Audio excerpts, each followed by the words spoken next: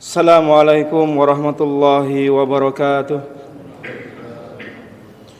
Alhamdulillahilladzi arsala rasulahu bil huda wa dinil haqq liyuzhirahu 'alad dini kullihi wa kafa billahi shahida. Asyhadu an la ilaha illallah wahdahu la syarika lah wa asyhadu anna Muhammadan 'abduhu wa rasuluhu la nabiyya wa la rasula ba'dah. Allahumma salli wa sallim ala nabiyyina Muhammadin wa ala alihi wa sahbihi wa man tabi'ahum bi ihsanin ila yaumiddin. Ya ayyuhalladzina amanu taqullaha haqqa tuqatih wa la tamutunna illa wa antum muslimun. Summa amma ba'du. Alhamdulillah, segala puji dan syukur kita hanya milik Allah tabaraka wa taala dengan segala nikmat-nikmatnya. Salam dan salawat untuk Nabi kita yang mulia Rasulullah sallallahu alaihi wasallam beserta keluarga, para sahabat serta seluruh pemeluknya. Bapak Ibu sekalian, jamaah salat Isya dan tarawih rahimani wa rahimakumullah. Takwa adalah buah dari orang-orang yang berpuasa. Sebagaimana Allah sebutkan dalam surah Al-Baqarah, akhir dari orang yang berpuasa harapannya adalah la'allakum tattaqun, menjadi orang-orang yang bertakwa. Dan takwa itu Nabi SAW memerintahkan kita untuk bertakwa di mana saja kita berada. Ittaqillaha haitsuma kunta wa atbi'is sayyi'atal hasanata tamhuha wa khaliqin nasa bi khuluqin hasanin. Takwa yang nanti kita akan peroleh dengan berpuasa selama 30 atau 29 hari itu adalah takwa itu engkau bawa kemanapun engkau pergi, di masjid, di kantor, di pasar, di jalanan, di mana saja, dan iringi keburukan yang kau lakukan dengan kebaikan-kebaikan yang bisa menghapuskannya. Kemudian yang menarik jamaah sekalian, Nabi tutup hadis itu dengan mengatakan wa khaliqin nasa bi khuluqin hasanin, dan pergaulilah manusia, berinteraksilah dengan manusia yang lain dengan akhlakul karimah. Bapak Ibu sekalian yang dirahmati oleh Allah Subhanahu wa taala, akhlakul karimah itu cakupannya ada dalam takwa. Sehingga orang yang bertakwa adalah orang yang buahnya itu muncul dengan akhlakul karimahnya.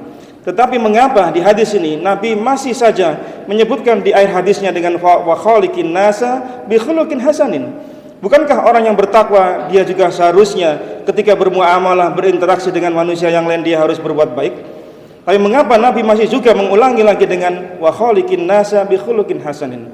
Kata para ahli hadis ketika mensarah hadis ini, mereka menyebutkan sebagian orang salah dalam memaknai takwa, sehingga takwa yang dipahami adalah menjalankan hak-haknya Allah semata, tanpa kemudian menghiraukan hak-haknya sesama manusia. Maka untuk memperjelas itu, Nabi sebutkan di akhir hadis itu dengan wa khaliqin nasa bi khuluqin hasanin. Maka setelah engkau bertakwa, buah dari takwa itu adalah husnul khuluq, akhlakul karimah, maka pergunakan itu untuk mempergauli sesama manusia. Bapak Ibu yang dirahmati oleh Allah Subhanahu wa taala, saking pentingnya akhlakul karimah ini sampai Nabi sallallahu alaihi wasallam sebutkan dalam hadis riwayat Abu Dawud dan Tirmizi, "Ma min syai'in fil mizan asqalu min husnil khuluq." Tidak ada sesuatu pun yang lebih berat di mizannya Allah nanti di yaumul kiamah ketika dia ditimbang daripada akhlakul karimah. Akhlakul karimah ternyata Bapak Ibu sekalian rahimani wa rahimakumullah, ternyata timbangannya itu berat di sisi Allah Subhanahu wa taala. Karena ketika dia bisa bergaul dengan sesama manusia dengan akhlak yang baik, dan mau tidak mau, suka tidak suka, kita ini banyak berinteraksi dengan manusia dibanding dengan yang lain. Di rumah kita ada istri, ada anak-anak kita, mungkin ada pembantu, mungkin ada sopir. Di kantor kita ada bawahan, ada atasan, ada teman sejawat. Di jalanan ada teman-teman kita atau mungkin orang lain. Mau tidak mau kita pasti akan berinteraksi dengan manusia yang lain. Maka ketika seseorang berakhlakul karimah kepada orang yang lain, maka kata Syekh An-Nasir As-Sa'di rahimahullah, beliau mengatakan arku pahala orang yang berakhlakul karimah itu jalan terus. Ketika dia bertemu dengan anak istrinya di rumah, dia menunjukkan akhlakul karimah, maka pahalanya terus mengalir. Ketika dia di kantor bertemu dengan anak buahnya, dengan pimpinannya, dengan teman-teman sejawatnya, maka pahalanya arku dari akhlak karimah itu terus mengalir pada dirinya. Belum dia bertemu dengan orang-orang yang lain. Maka betul kata Nabi sallallahu alaihi wasallam, timbangan akhlakul karimah itu ternyata berat di sisi Allah Subhanahu wa taala. Bahkan di hadis yang lain Nabi sebutkan timbangan orang yang memiliki akhlakul karimah itu, kata beliau, wa inna sahibal husnil khuluq Liyablugha bihi darajatan sahibis shaum was shalah. Orang yang memiliki akhlakul karimah, timbangannya itu, derajatnya itu bisa menyamai orang yang salat di malam harinya dan puasa di siang harinya. Pahala orang yang salat, pahala orang yang berpuasa itu bisa digapai dengan derajat akhlakul karimah. Karena dia tidak usah mengeluarkan banyak biaya aja Mas kira untuk berakhlakul karimah. Senyum misalnya, kita hanya tinggal menarik ujung bibir kanan kiri kita yang tidak habis makan satu piring nasi pecel. Ternyata sebagian orang berat untuk membuka senyum pada orang lain. Bukankah senyummu pada saudaramu adalah sedekah? Ketika seseorang bertemu dengan orang lain dengan muka berseri-seri dengan senyum, bukankah menyenangkan hati orang? Terkadang seperti ini aja kita masih sulit, Bapak Ibu sekalian rahimani wa rahimakumullah. Maka betul bahwasanya orang yang memiliki akhlakul karimah itu timbangannya berat di sisi Allah Subhanahu wa taala. Bahkan Nabi menyebutkan parameter keimanan yang baik seorang hamba ketika dia bisa berakhlakul karimah. Dalam sebuah hadis riwayat Imam Tirmizi dan Ibnu Majah, beliau katakan, akmilul mu'minina imanan ahsanuhum khuluqan. Orang mukmin di antara kalian yang paling sempurna imannya adalah orang yang paling baik akhlaknya. Nabi menselaraskan antara keimanannya pada Allah dengan sempurna, buahnya apa? Di akhlakul karimah. Bukankah di hadis yang lain Nabi mengatakan, man kana yu'minu billahi wal yaumil akhir falyakul khairan aw liyasmut. Barang siapa yang beriman pada Allah, barang siapa beriman pada hari akhir, maka hendaklah keimanannya itu membuahkan apa? Akhlaknya, ucapannya baik. Kalau dia tidak bisa berucap yang baik, diam saja. Ini menunjukkan jemaah sekalian, buah dari keimanan. Ketika semakin sempurna keimanan seseorang, akhlaknya akan semakin baik ketika dia bergaul dengan sesama manusia. Kemudian di akhir hadis Nabi mengatakan apa? Wa khiyarukum linisaihim khuluqan.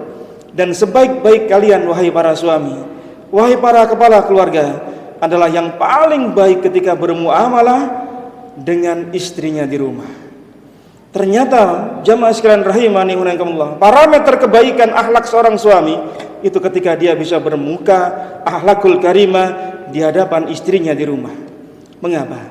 Kata para alim ulama, ketika seorang suami bisa menunjukkan akhlakul karimah di hadapan istrinya, maka seperti itulah akhlak yang sejati yang ada pada diri seorang laki-laki.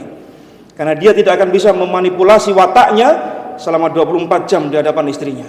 Tapi ketika dia di luar, di kantor, di jalanan, atau dimanapun dia berada, mungkin dia bisa memanipulasi wataknya. Kalau dia bukan orang penyabar, dia berusaha untuk menyabarkan dirinya di hadapan teman sekantornya. Dia bisa menunjukkan akhlak baik di hadapan pimpinannya. Dia bisa menunjukkan akhlak yang baik sebagai pimpinan kepada anak buahnya. Untuk apa? Biar dicap dia orang baik. Karena dia tidak wataknya seperti itu. Tapi ketika dia ada di rumah, maka watak itu akan muncul secara otomatis karena dia tidak akan bisa bermuka dua di hadapan istrinya. Mungkin 2-3 jam dia bisa mengelabui watak istrinya di hadapan istrinya, tapi tidak untuk selamanya. Maka Nabi dalam hadis yang lain kata ibunda kita Aisyah radhiyallahu anha, khairukum li ahli wa ana khairukum li ahlihi. Kata Nabi sallallahu alaihi wasallam, sebaik-baik kalian wahai para suami adalah yang paling baik ketika bermuamalah dengan istrinya, dengan anaknya. Dan aku, kata Nabi sallallahu alaihi wasallam, adalah orang yang paling baik bermuamalah dengan ahliku. Yang menarik hadis ini yang meriwayatkan siapa? Ibunda kita Aisyah radhiyallahu anha. Seolah-olah ibunda kita mengatakan pada para kaum muslimin, wahai kaum muslimin, Nabi itu orang baik. Karena aku menyaksikan sendiri beliau berlaku baik kepadaku dan kepada keluarganya yang lain. Seolah-olah pesan yang ingin disampaikan Nabi lewat ibunda kita Aisyah mengatakan demikian. Maka benarlah jika seorang istri menyaksikan suaminya adalah berakhlakul karimah, maka demikianlah keadaannya. Tapi jika seorang istri menyaksikan suaminya mungkin memarah, ringan tangannya, bakhil dan seterusnya dari keburukan-keburukan akhlak, memang seperti itulah keadaannya. Karena ketika di luar rumah dia bisa bermuka manis di hadapan teman-temannya, dia bisa royal kepada teman-teman koleganya agar dikatakan dia dermawan. Tapi watak aslinya, kikirnya akan keluar ketika dia bersama istri dan anak-anaknya. Maka benar kata Nabi sallallahu alaihi wasallam, wa khiyarukum linisaihim khuluqan. Sebaik-baik kalian adalah yang paling baik ketika berinteraksi dengan istrinya. Yang terakhir hendak kita katakan Bapak Ibu sekalian rahimani wa rahimakumullah, sebagaimana dikatakan oleh Imam Hasan Al-Basri rahimahullah ketika beliau menyebutkan tentang definisi akhlakul karimah. Di antara sekian banyak akhlakul karimah yang disebutkan oleh para alim ulama, Mungkin definisi dari Hasan Al-Basri ini mungkin mewakili dari apa yang mereka katakan. Beliau mengatakan hakikatun husnul khuluq, hakikat takwa itu ada 3. Yang pertama adalah badhul ma'ruf, memberikan kebaikan kepada sesama. Ringan tangan. Kita Bapak Ibu sekalian diberi oleh Allah Subhanahu wa taala sumber daya yang berbeda-beda. Kadang sebagian diberi kelebihan harta tidak pada tenaganya. Sebagian diberi kelebihan tenaga tidak pada waktunya. Sebagian diberi kelebihan waktu tidak pada sumbangsi pikirannya. Sebagian diberi sumbangsi pikiran dalam rangka untuk memberikan kebaikan pada orang lain. Maka gunakan manfaat 4 sumber daya ini untuk apa? Memberikan manfaat pada orang lain. Karena sebaik-baik kalian, kata Nabi sallallahu alaihi wasallam, adalah orang yang paling banyak memberi manfaat untuk orang lain. Maka salah satu rukunnya orang yang berakhlakul karimah, dia memberikan sesuatu untuk orang lain, baik dari segi hartanya, tenaganya, kelebihan waktunya, atau sumbangsih pikirannya. Kalaulah tidak yang kedua ini, yang pertama ini, maka dia bisa melakukan rukun yang kedua, yaitu apa? Wakaful ada. Dia tidak memberi mudarat pada orang lain, baik dengan perkataannya maupun dengan perbuatannya. Jangan sampai Bapak Ibu sekalian rahimani rahimakumullah, kita keluar dari dunia ini menuju alam akhirat kelak membawa banyak kedoliman pada sesama.